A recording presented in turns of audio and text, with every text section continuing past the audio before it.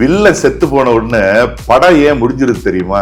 Villain இல்லாத படம் போர் அடிக்கும். அதே மாதிரிதான் உங்க வாழ்க்கையும். உங்களுடைய வாழ்க்கையில பிரச்சனையே இல்லைன்னா வாழ்க்கை வாழறதுக்கே போர் அடிக்கும். உனக்கு எதிரியே இல்லைன்னா நீ ஒண்ணுமே பண்ணலன்னு அர்த்தம். வலிதான் வழிய உருவாக்கும். வலிக்குதுன்னு விட்டுட்டீங்கன்னா எப்படி வளருவீங்க? நல்லா பழகிறவனே துரோகம் பண்றான்னா பண்ணட்டும். இப்பதான் உங்களுக்கு நண்பன் யாரு துரோகி யாருன்னு அடையாளம் தெரியும். லவ் ஃபெயிலியரா போகட்டும். அப்பதான் உங்க வாழ்க்கைய நீங்க தேட தொடங்குவீங்க. யாரும் உங்களை மதிக்க மாட்டேங்கிறாங்களா? மதிக்க வேணாம். அப்பதான் உங்களுடைய மதிப்பை எப்படி உயர்த்தணும்னு தெரிஞ்சுப்பீங்க. சும்மா வலிக்குது வலிக்குதுன்னு புலம்பாம அந்த வலியில உங்களுக்கான வழி எதுன்னு பாருங்க. உண்மை என்னன்னா உங்க கோவம் அவங்கள ஒண்ணுமே செய்ய போறது இல்லை. அது உங்களை மட்டும்தான் அழிச்சுக்கிட்டே இருக்கும். நீங்க யார நினைச்சு யாருக்காக கஷ்டப்படுறீங்களோ அவங்க ஒரு துளி கூட உங்களை பத்தி கவலைப்படவே மாட்டாங்க. ஏன்னா நீங்க அவங்கள நினைச்சு கவலைப்படுற நேரத்துல அவங்க வேற ஒருத்தரோட சிரிச்சு பேசி சந்தோஷமா இருப்பாங்க. ஒருத்தர்கிட்ட உரிமை இருக்குன்னு நீங்க நினைக்கிறதுனாலதான் நீங்க அவங்க கிட்ட கோவப்படுறீங்க, சண்டை போடுறீங்க, கேள்வி கேட்கறீங்க. நீங்க எப்படி இருந்தா எனக்கு என்னன்னு எப்போ உங்க மனசுக்கு தோண ஆரம்பிக்குதோ அந்த இடத்துல எந்த கேள்விகளும் இருக்காது. பொண்ணுங்களா, பசங்க கிட்ட எப்படி இருக்கேன்னு மட்டும் கேட்டுறாதீங்க. அவங்க பொய் தான் சொல்லுவாங்க. உங்களை மதிக்கிறவங்கள ஹார்ட்லயும் மதிக்காதவங்கள மியூட்லயும் போட்டுட்டா உங்க வாழ்க்கை ரொம்ப கியூட் ஆயிடும். இன்னைக்கு தமிழ்நாட்டிலே ஒன் ஆஃப் த லீடிங் ரெஸ்டாரண்டான அரேபியன் கார்டன் குரூப் ஆஃப் ரெஸ்டாரண்டோட ஃபவுண்டர் அண்ட் மேனேஜிங் டைரக்டர் மற்றும் motivational trainer and life coach mister Abdul Nabeel தான் நம்ம கூட இருக்காங்க. வணக்கம் சார். வணக்கம் திவாகர். எப்படி சார் இருக்கீங்க? சிறப்பா இருக்கேன். நீங்க எப்படி இருக்கீங்க? சூப்பராக இருக்கேன் சார். சொல்லுங்க சார். உங்களோட நிறையா வீடியோஸ் பார்த்துட்டு குறிப்பாக யங்ஸ்டர்ஸ் ஜென்சி பசங்க வந்துட்டு நிறையா டவுட்ஸ் கேட்டிருக்காங்க. நிறையா கொஸ்டின்ஸ் உங்கள்கிட்ட கேட்க சொல்லியிருக்காங்க. ஓகே. ஸோ அவங்க சார்பாக நானும் ஒரு யங்ஸ்டராக உங்ககிட்ட ஒரு நிறையா கொஸ்டின்ஸ் எடுத்து வந்திருக்கேன். ஓகே. அதில் ஒரு சில கொஸ்டின்ஸ் கேட்குறேன். அதுக்கு உங்களால் பதில் சொல்ல முடியுமா? நிச்சயமா கேளுங்க. கண்டிப்பாக. ஸோ ஃபஸ்ட்டு கொஸ்டின் பார்த்தீங்கன்னா, வீட்டில் இருக்கிறவங்களும் சரி, நண்பரும் சரி, இல்லை நமக்கு பிடிச்சவங்களும் சரி, தீராத வழியை கொடுத்துட்டே இருக்காங்க. அவங்களோட பேச்சாலும் அவங்களோட செயலாலும் ஏதோ ஒரு பெயினை கொடுத்துட்டே இருக்காங்க. அதை நான் எப்படி ஹேண்டில் பண்ணுறது? நல்ல கேள்வி. முதல் கேள்வி ரொம்ப நல்ல கேள்வி. வலிதான் வழியை உருவாக்கும். வலிக்குதுன்னு விட்டுட்டீங்கன்னா எப்படி வளருவீங்க?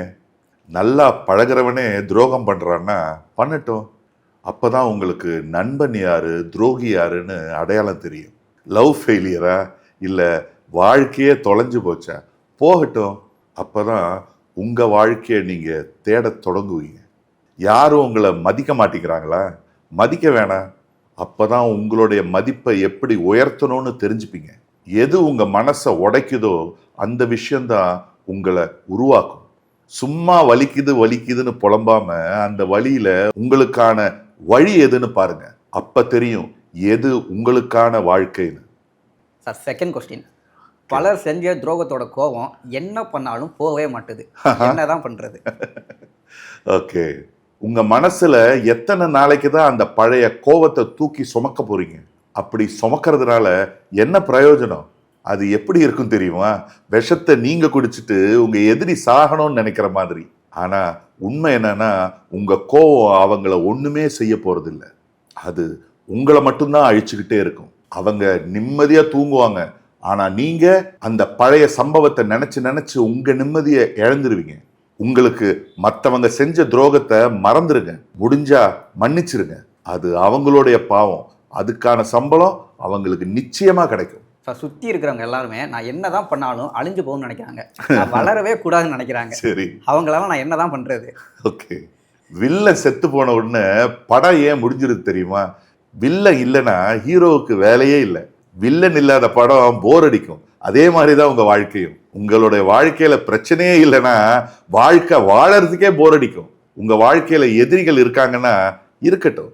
இல்லைன்னா உங்க வாழ்க்கை சுவாரஸ்யமாவே இருக்காது. அவங்க உங்களுக்கு நிறைய கஷ்டங்களை கொடுப்பான். தைரியமா சமாளிங்க. கொஞ்ச நாள் ஜாலியா இருங்க.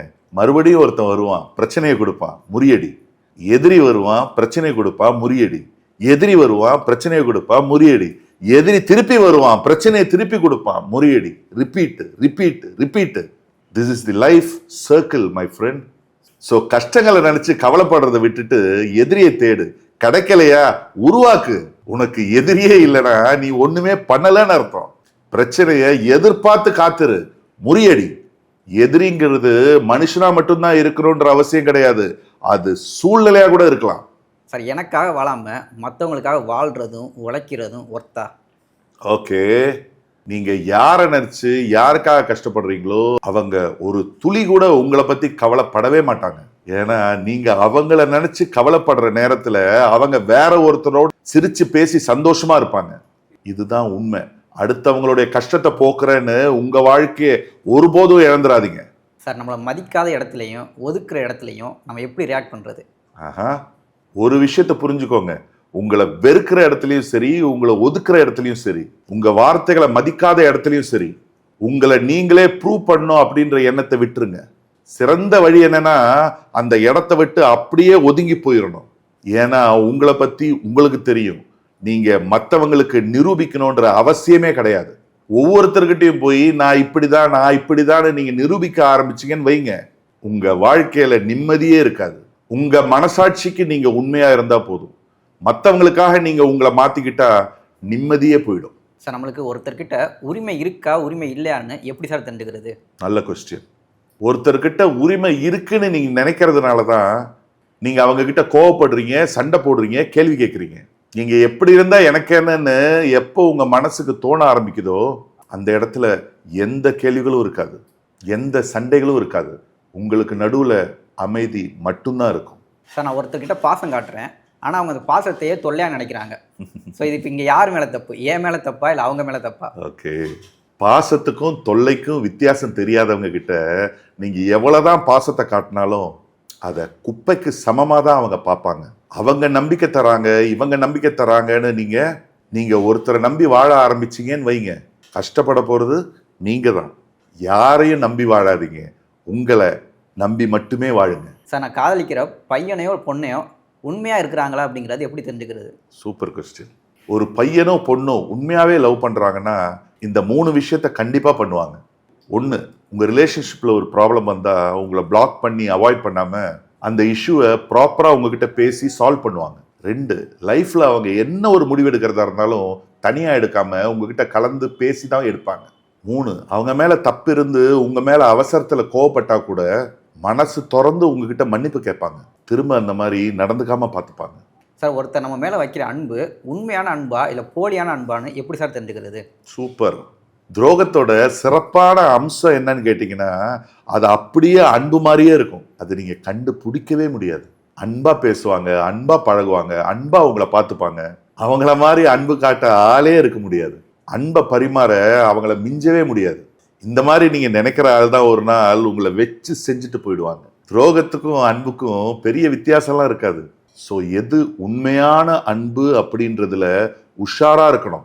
உங்களுக்கு ஒருத்தர்கிட்டேருந்து அன்பான பாசமான உறவு தொடங்க ஆரம்பிக்கும் போதே அந்த அன்பு ஏன் கிடைக்குது, அதோடைய காரணம் என்னன்னு யோசிக்க ஆரம்பிச்சாலே போதும். நீங்க துரோகத்திலேருந்து தப்பிக்கிறது ஈஸியா இருக்கும். சார் நிறைய பேர் மெச்சூரிட்டின்னு சொல்றாங்க, உங்களை பொறுத்த வரைக்கும் ரியல் மெச்சூரிட்டி தான் என்ன சார்? ரியல் மெச்சூரிட்டி, ஓகே, சின்ன வயசுலயே குடும்பத்துடைய சுமையை சுமந்து பாருங்க, வாழ்க்கை வித்தியாசமா தெரியும். லவ் பண்றதுல இன்ட்ரெஸ்ட் இருக்காது, அரட்டை, சினிமா, ஊர் சுத்துறதுல ஆர்வம் இருக்காது, ஆடம்பரம்லாம் ஒரு பெரிய விஷயமாவே தெரியாது. ஆனா ஒன்று மட்டும்தான் அவன் கண் முன்னாடி நிற்கும், ஃபேமிலி ரெஸ்பான்சிபிலிட்டி. பட் அதை பண்றது அவங்களுக்கு எப்பவுமே வெறுப்பாவே இருக்காது, சோர்வு அடையவே மாட்டாங்க. These responsibility make you matured, not your age. Sir பசங்க ரொம்ப சாதாரணமாக சொல்கிற பொய்னா எதை சார் சொல்லுவீங்க? சூப்பர். நான் ரொம்ப நல்லா இருக்கேன்ற பொய்யை மட்டும் அழுத்தம் திருத்தமாக சொல்லுவாங்க. ஆனால் அவனுக்கும் அவன் ரூமில் இருக்கிற கண்ணாடிக்கு மட்டும்தான் தெரியும் அவனுக்குள்ள எவ்வளோ கஷ்டம் இருக்குன்னு. அதனால பொண்ணுங்களா பசங்க கிட்ட எப்படி இருக்கேன்னு மட்டும் கேட்டுறாதீங்க, அவங்க பொய் தான் சொல்லுவாங்க. சொல்லுடா உனக்காக நான் என்ன பண்ணணும்னு மட்டும் கேட்டு பாருங்க, அப்போ தெரியும் அவன் எவ்வளோ கஷ்டத்தில் இருக்காங்கன்னு. சார் கடவுள் எனக்கு மட்டும் ஏன் பிரச்சனை மேலே பிரச்சனை கொடுத்துக்கிட்டே இருக்காரு, இதெல்லாம் எனக்கு எப்போ தான் தீரும்? கடவுள் உங்களை அடுத்த கட்டத்துக்கு நகர்த்த போறாருன்னா ஒரு டிஃபிகல்ட்டான சிச்சுவேஷன் உங்களை கொண்டு போய் நிறுத்திடுவாரு. அந்த சிச்சுவேஷன்ல தான் நீங்க யாரு, உங்க பலம் என்ன, நீங்க ஜெயிச்சா யாரு சந்தோஷப்படுவாங்க, யாரு பொறாமப்படுவாங்கன்னு ஒரு படத்தையே போட்டு காட்டிடுவாரு. இந்த ஸ்டேஜ் தான் வாழ்க்கைனா என்னன்னு உங்களுக்கு கற்றுக் கொடுக்கும். இந்த டாஸ்கை மட்டும் நீங்க தாண்டிட்டீங்கன்னா லைஃப்ல நீங்க எதை வேணாலும் ஈஸியா ஃபேஸ் பண்ணுவீங்க. பிகாஸ் நீங்க சப்போர்ட், பெட்ராயல், ஹார்ட் ஒர்க், பேஷன்ஸ்னு எல்லாத்தையும் பார்த்துருப்பீங்க. சே என்னடா இது என் வாழ்க்கை மட்டும் இப்படி இருக்குன்னு நீங்க நினைச்சீங்கன்னா கங்க்ராச்சுலேஷன்ஸ், கடவுள் உங்களை அடுத்த கட்டத்துக்கு நோக்கி நகர்த்துறாருன்னு அர்த்தம். சார் நான் மதிக்கிற பலர் என்ன மதிக்க மாட்றாங்க, ம்ஹும். இதெல்லாம் ஏன்? உங்களை மதிக்கிறவங்கள ஹார்ட்லயும் மதிக்காதவங்கள மியூட்லயும் போட்டுட்டா உங்க வாழ்க்கை ரொம்ப கியூட் ஆயிடும். உங்களை மதிக்காதவங்கள நினைச்சு கவலைப்பட்டு உங்களை மதிச்சு கூட இருக்கிறவங்கள விட்டுறாதீங்க. இழந்ததெல்லாம் அனுபவம், இருக்கிறதெல்லாம் அடித்தளம். இந்த வாழ்க்கை ஒரு வழி பாதை, யூட்டர்ன் அடிக்கிறதுக்கு வாய்ப்பில்லை. ஸோ முன்னோக்கி போவோம். Life moves only forward. Something precious is waiting for you. Trust the journey. Sir நான் நல்லா இருக்கும்னு நினைக்கிறவங்க என்ன நல்லா இருக்கும்னு நினைக்க மாட்றாங்க, ஏன் இந்த உலகம் இப்படி இருக்குது? யார் நீங்க கஷ்டப்படணும்னு நினைக்கிறாங்களோ அவங்க முன்னாடி நீங்க கவலைப்படாம இருக்கிறது தான் ஒரே பதில். நீங்க நாசமா போகணும்னு நினைக்கிறவங்க முன்னால நீங்க ஜெயிச்சு காட்டுறது தான் ஒரே பதில். உங்களை அழ வச்சு பார்க்கணும்னு நினைக்கிறவங்க முன்னாடி சந்தோஷமா சிரிக்கிறது தான் ஒரே பதில். சார் நான் ரொம்ப பாசம் வச்ச ஒருத்தவங்க என்னை விட்டு விலகி போயிட்டாங்க. இந்த சுச்சுவேஷனை நான் எப்படி ஹேண்டில் பண்ணுறது? உங்களை விட்டு விலகணும்னு நினைக்கிறவங்க நீங்க எந்த தவறும் செய்யாம இருந்தாலும் ஏதாவது ஒரு காரணத்தை சொல்லி உங்களை குற்றவாளி ஆக்கி விலகி போயிடுவாங்க. ஆனா உங்களை உண்மையா நேசிக்கிறவங்க நீங்க தவறே செஞ்சாலும் அதை பெருசுப்படுத்தாம உங்க மனசை புரிஞ்சு வாழ்க்கை பூரா உங்க கூட நிற்பாங்க.